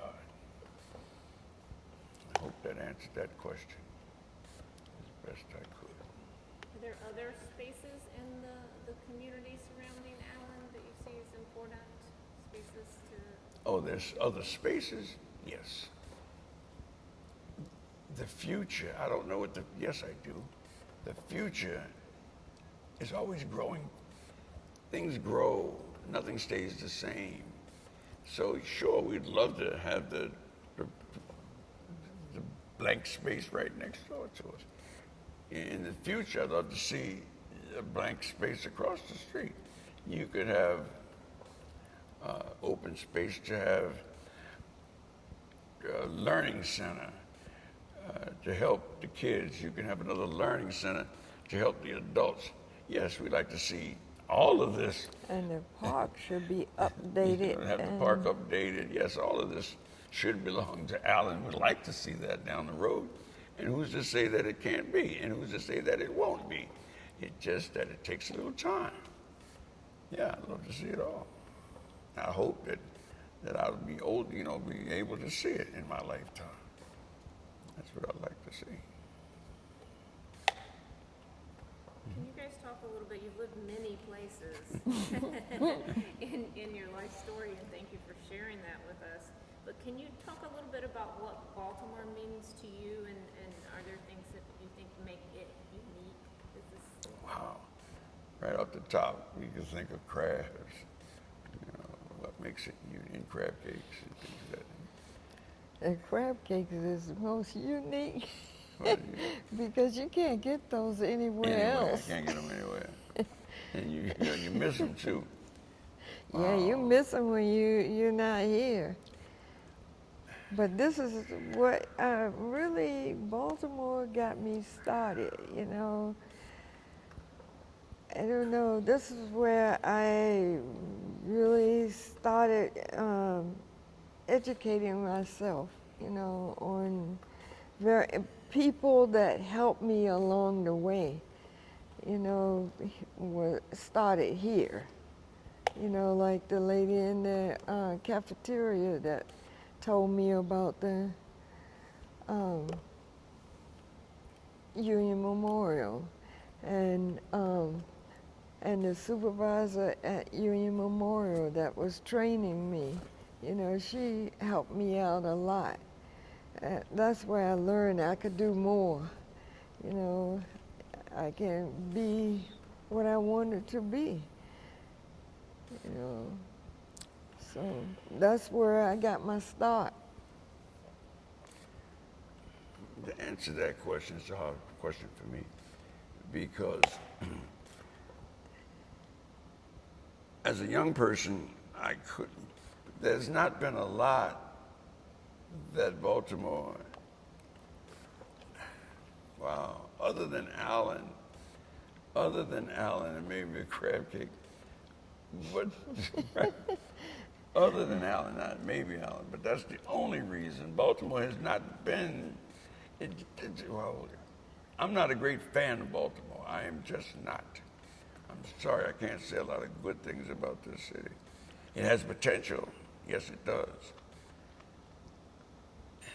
But over the years, Yeah, but you got your education. I got my here. education here, but I could have gotten that anywhere, I think.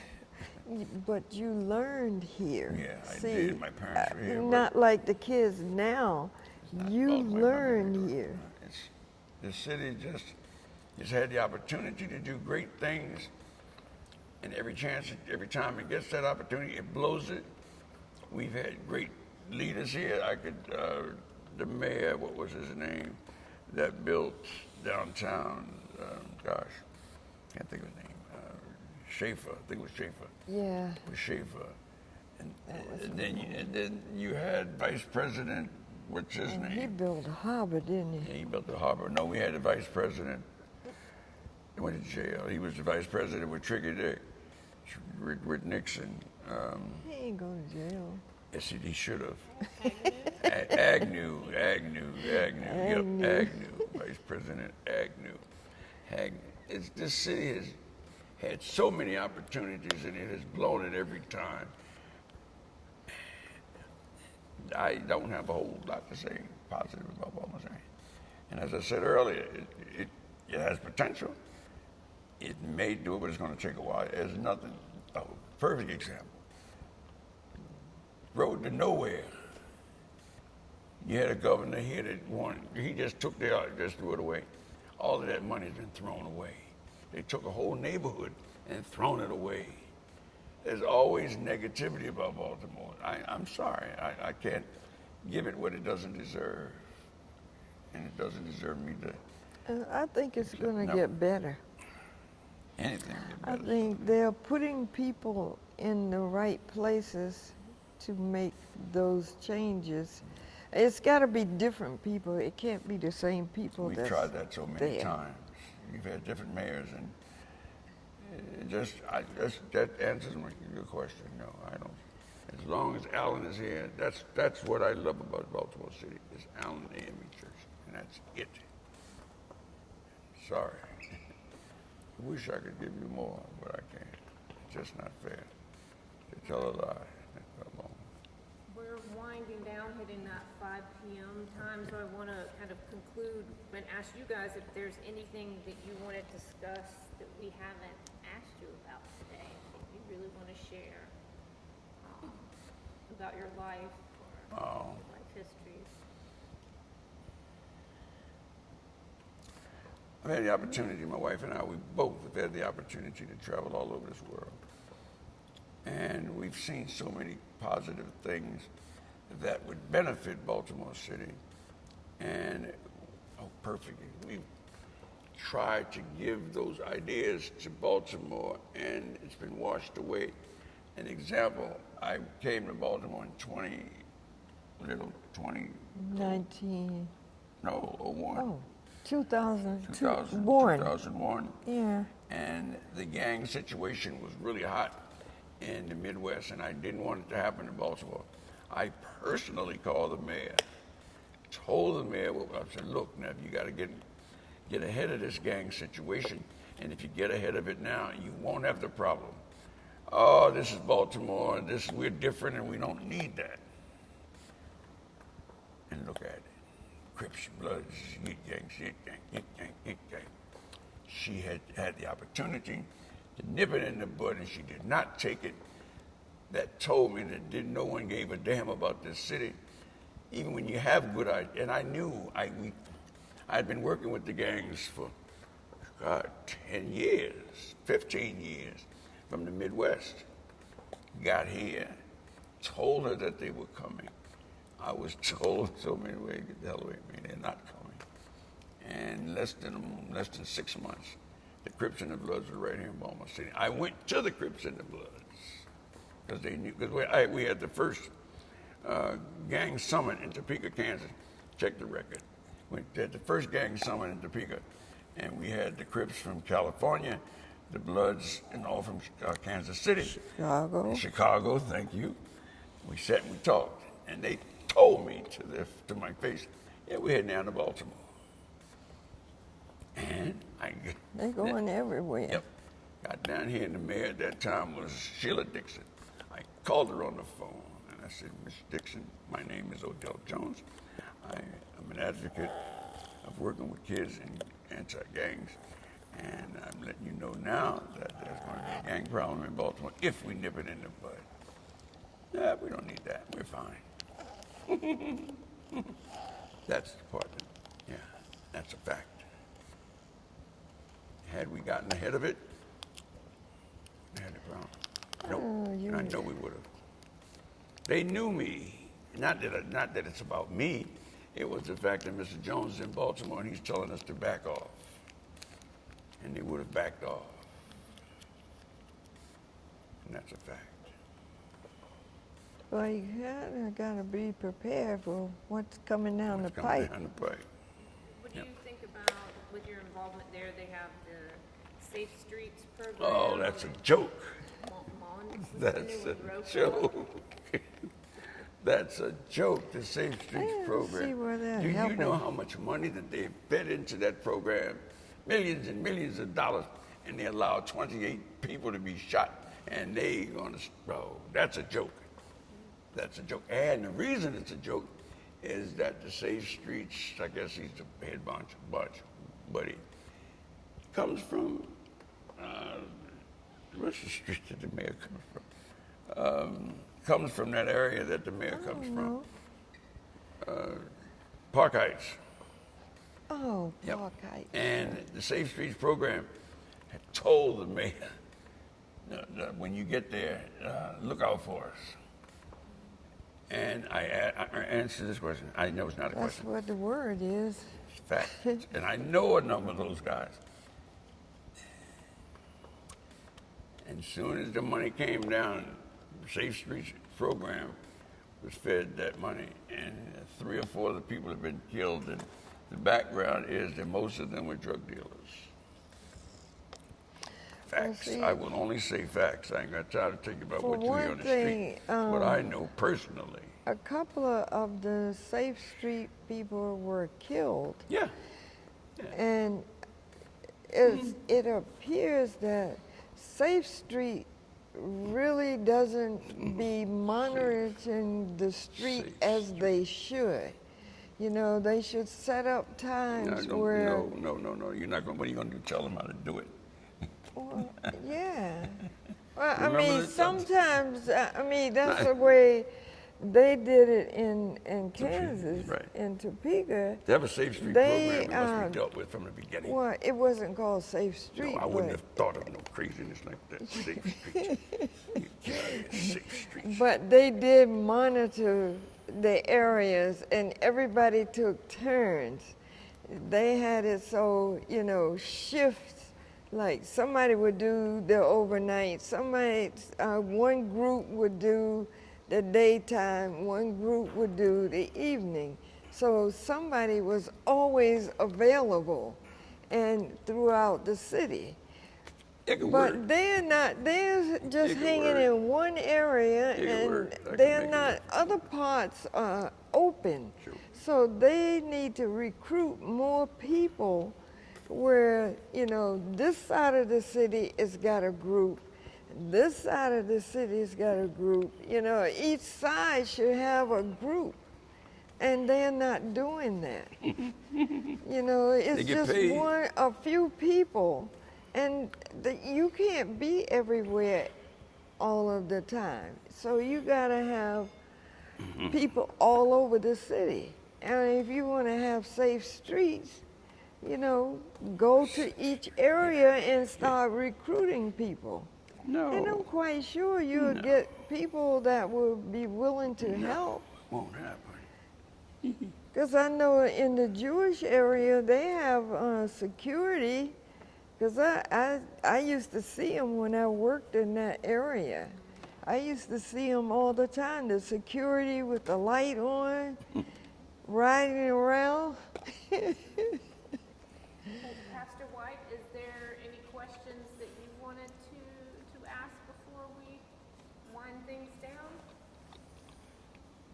No? All right. Okay, I think we're done. right, well, you guys were troopers. I hope that you got some information that was good. And we was a straight